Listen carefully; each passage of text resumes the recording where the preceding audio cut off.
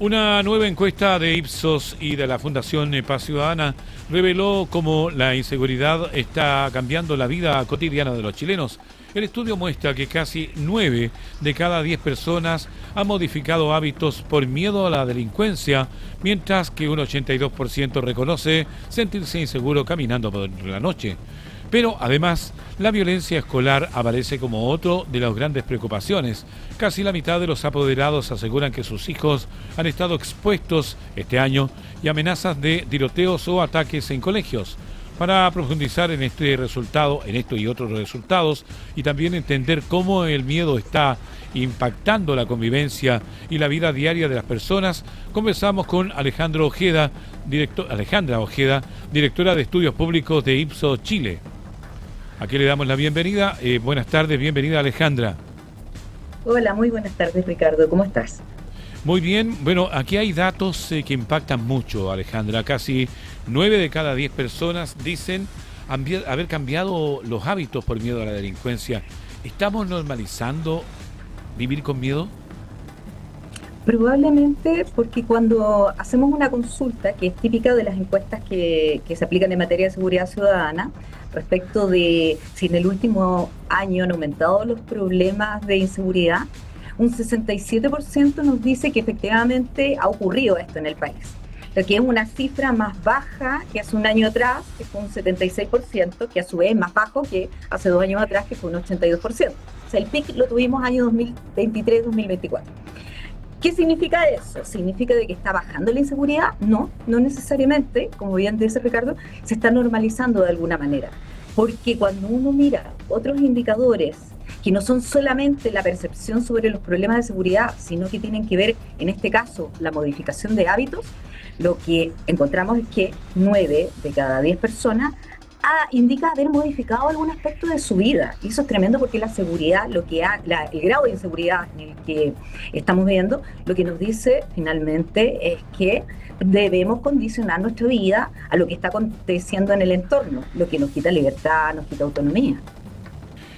Alejandra, este estudio muestra que un 82% siente inseguridad caminando de noche, o podríamos decir miedo más que inseguridad. ¿Qué nos dices sobre la percepción de seguridad en nuestro país hoy? Sí, hay espacios o momentos que se vuelven que son fuentes de alta inseguridad para las personas. La inseguridad en este caso apunta al primer espacio, lo instala como el espacio que más inseguridad nos provoca cuando uno camina de noche a su casa. Y justamente se condice con otro resultado de la encuesta, que es respecto de lo que se ha modificado. Y lo que más se ha modificado es que las personas en Chile han dejado de circular, de hacer cosas solas, de conducir solas, de moverse solos en el espacio público, de viajar solos, como una forma de protección. ¿Por qué lo vinculo? Porque después, no es durante el día, sino que es cuando estamos después del espacio laboral o de las actividades principales que tenemos, es cuando se nos instala este momento de alta inseguridad. Pero justamente el espacio que la mayoría dispone para las actividades de esparcimiento, para salir, para encontrarse con amistades, para salir con la familia, para hacer ejercicio, etc. Y eso significa que si estamos dejando de hacer cosas solos, estamos perdiendo autonomía, pero además estamos perdiendo nuestro espacio, que es de actividades de protección, y eso tiene un costo importante para la salud mental de la población. Alejandra Ojeda, directora de Estudios Públicos de Ipsos Chile. Alejandra, usted habla de las mujeres que da miedo salir solo. ¿Esto es una cosa de género? Porque yo creo que aquí nosotros también los hombres tenemos miedo muchas veces, ¿no? O tal vez estamos inseguros. La inseguridad opera en forma igualitaria para hombres y mujeres. Y opera independientemente de la edad de la persona, del grupo socioeconómico al cual pertenezca, o si está en Santiago o está en regiones. Los niveles de seguridad son muy parecidos. No obstante, la modificación de conductas tiene perspectiva de género. Y eso nos pone un desafío en materia de política pública, porque las conductas que modifican las mujeres tienden a ser distintas respecto de los hombres. O sea, acá hay una cifra que es crítica. 53% de las mujeres consultadas nos indica que ha dejado de hacer cosas solas. Y insisto, esa es una pérdida de libertad, de autonomía. Finalmente, el derecho a la vida plena y a la realización plena que tiene todo ser humano. Y si bien los hombres también han dejado de hacer cosas solas, la cifra es apenas de 38%. Es alta, pero comparativamente con las mujeres es mucho más baja. ¿Y esto qué nos dice? Nos dice que hay aspectos de la vida donde las mujeres se ven mucho más limitadas producto de la inseguridad que los hombres. Y hay aspectos que son compartidos por ambos géneros. Por ejemplo, en el caso de tener que modificar la vestimenta para bajar la probabilidad de ser víctima, afectan un 27% a las mujeres, a los hombres solamente un 20%. Es decir, 3 de cada 10 mujeres dicen en el último tiempo que se visten pensando en no provocar o no llamar la atención para ser víctimas, porque los delitos de los cuales también son sujetos son distintos eventualmente. El robo, el asalto opera indistintamente, pero sin embargo el acoso sexual callejero tiene perspectiva de género. Alejandra, hay otro tema fuerte. El 47% de los apoderados de nuestro país dice que sus hijos estuvieron expuestos este año a amenazas o tiroteo, tal vez ataques en los colegios. ¿Estamos frente a una nueva crisis? ¿Estamos hablando de la crisis escolar? No, ahí este dato vamos a tener que leerlo bien y relativizarlo, porque es un dato que nos prende la alarma de la instalación de un nuevo tema para discutir, pero no significa de una exposición efectiva. Lo que hicimos fue primero consultar a las 1.000 personas que nos estaban respondiendo la encuesta si tenían hijos y hijas en el sistema escolar, ya sea a nivel básico o de enseñanza media. 55% de la muestra nos dijo que sí, que era efectivo. Y dentro de ese grupo, prácticamente la mitad nos dijo que durante este año habían estado expuestos a amenazas, no a tiroteos, a amenazas de tiroteos o bombas. Hay que recordar que esto no ha ocurrido en Chile, pero sí, cuando aplicamos la encuesta, que fue los días 28 y 29 de abril, hacía un mes que había fallecido la inspectora en el establecimiento escolar en Calama, y se había producido una seguidilla que, según el fuente oficial, a ese momento iban más de 700 avisos de tiroteos o de presencia de bombas en los establecimientos de Chile. Y consultamos nosotros respecto de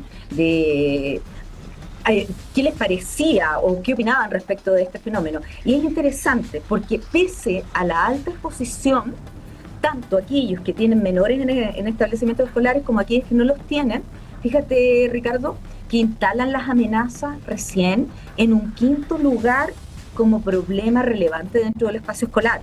O sea, le dan el lugar que tiene como una amenaza, pero sin lugar a dudas un problema que nos desafía, porque nos instala la pregunta sobre si tenemos herramientas para poder hablar correctamente sobre esto. Lo que se instala como el principal problema dentro del espacio escolar, la principal violencia, está relacionada con el acoso escolar y el ciberbullying, que es una violencia cotidiana, permanente, que es una violencia que además en Chile tenemos cuantificada, hay estudios al respecto, y que sabemos desde hace muchos años que es un problema grave. ¿Por qué? Porque las personas, ¿por qué las amenazas de tiroteo no pasan arriba pese a esta alta exposición respecto de las amenazas? Porque las personas entienden que estas son llamadas de atención, entienden que son imitaciones de contenidos violentos en redes sociales. Solo un 28% cree que detrás de estas amenazas ha habido alguna intención real de hacer daño. El resto es una llamada en materia de salud mental, es una llamada en términos de lo que están visibilizando, y además a lo que le están prestando importancia y dando credibilidad en materia de redes sociales los niños, niñas y adolescentes en Chile. Pero esto, Alejandra, también en esta secuela de anuncios de tiroteo, entre otras cosas, creo que eso hace que también haya subido esta inseguridad en los colegios, y lo decía usted recién, pero que eso, además de lo que hablábamos de la incidencia del internet y los teléfonos que están también insertos en la vida diaria de los estudiantes, es como parte de la imitación de lo que viene incluso de afuera. Hablemos de Estados Unidos, por ejemplo. Efectivamente, es una discusión, ¿no?, que venimos abordando porque el mundo cambió rápidamente y el acceso a dispositivos electrónicos con conexión cada vez más temprano dentro de niños, niñas y adolescentes. Entonces requiere de más herramientas tanto dentro del hogar como dentro de los establecimientos escolares para hablar. O sea, hoy en día no solamente se trata de cómo nos relacionamos unos con otros, también se trata respecto de lo que estamos consumiendo en redes sociales, la credibilidad y la importancia, pero además, y algo que dice, que aparece también reflejado en la encuesta, es la falta de conciencia que hay cuando se hace, se producen estas amenazas que las hace, no tiene conciencia respecto del impacto en la salud mental que genera esa acción dentro del establecimiento escolar. Lo pueden ver de distintas maneras, lo pueden ver como una actividad que puede ser más graciosa eventualmente, sin mirarla en menos con la importancia que tiene, pero la persona puede tener una intención de sobresalir, de aparecer con cierta visibilidad, con cierto liderazgo, de aparecer también eventualmente de perder clases, por cierto. O sea, no podemos pensar que más de 700 amenazas de bomba en el país o de tiroteo dentro del país tienen una intención real efectiva, si no se hubiese producido también alguna. Pero, no obstante, no podemos bajarle el perfil y no darle importancia. Es algo que tenemos que discutir. Y esto pasa por los distintos estamentos de la comunidad escolar. Esto hay que hablarlo dentro del colegio, pero hay que hablarlo dentro del hogar. Y otra cosa es que también hay que estar pendientes de lo que se está, de las horas de conexión de niños, niñas, adolescentes y de los contenidos a los cuales están accediendo. Alejandra, un 63% cree que Chile no está avanzando correctamente para mejorar la convivencia escolar. Ahora, ¿la institucionalidad llegó tarde a este problema? Más que este problema, la institucionalidad en este momento está reaccionando con medidas que son más bien de corto plazo, que son populares, apoyadas por la población, como son las medidas de control, la revisión de mochilas, la instalación eventualmente de pórticos, de detectores de metales, etcétera. Pero no obstante, lo que nos dicen las personas es que necesitamos una intervención integral que incluya, en primer lugar, y esto lo ponen, 54% de las personas dicen, esto es lo más importante que hay que hacer, hay que tener apoyo psicológico y programas de salud mental dentro del espacio escolar que estén dirigidos a niños, niñas, adolescentes. Y también hay que tener participación de padres, madres y apoderados en talleres, hay que entregarles herramientas, por ejemplo, talleres de habilidades parentales. Es decir, ¿hay medidas de corto plazo que hay que implementar? Sí, pero lo más importante son las medidas de largo plazo y todas juntas hacen una intervención de orden más integral que nos permita no solamente reaccionar, no solamente estar reactivamente sobre el problema, sino que nos permita prevenir y evitar su ocurrencia y que sean sostenibles en el tiempo. Hay algo interesante porque la principal solución que menciona la ciudadanía son castigos. O no son castigos, perdón, sino apoyo psicológico y salud mental. Sí. Antiguamente era al revés. Antiguamente eran castigos y después se veía que si había algún problema más de cabeza. ¿La violencia escolar hoy debe abordarse más desde una salud mental que desde la seguridad, Alejandra? Desde una salud mental, pero desde un enfoque integral, porque un tema es la salud mental, otro es el control dentro del espacio y otro distinto es la prevención y la entrega de herramientas tempranas a todos los estamentos para poder hablar, dialogar y educar sobre esto. Ahora, sobre lo que decía Ricardo, algo interesante que nos demuestra el estudio, esta idea de enfoque integral es compartido en general por todos los perfiles, hombres, mujeres, distintas edades, etcétera. Pero sin embargo, quienes más piden apoyo psicológico y tratamiento programas de salud mental dentro de los establecimientos escolares está relacionado con personas jóvenes de 18 a 29 años. Y quienes se inclinan más por medidas de control son justamente las personas de 50 años o más. Por lo tanto, también hay una mirada generacional sobre cómo abordar este problema. O sea, finalmente estamos ya hablando de que aquí las edades no están siendo importantes. Aquí hablamos de que los mayores prefieren más control, los jóvenes piden más apoyo. Entonces es algo que seguramente va a ir cambiando con el tiempo, Alejandra, ¿no? Por cierto, la forma de educar, de hacerse cargo de la paternidad y de la maternidad es distinta entre las generaciones. Ahora, todos comparten el enfoque integral, todos los grupos de edad, todos hablan de las mismas medidas. La diferencia está cuál prioriza. Y en la medida que va bajando la edad, se prioriza apoyo psicológico y programas de salud mental, y en la medida que va aumentando la edad, comienza a aparecer las medidas de control.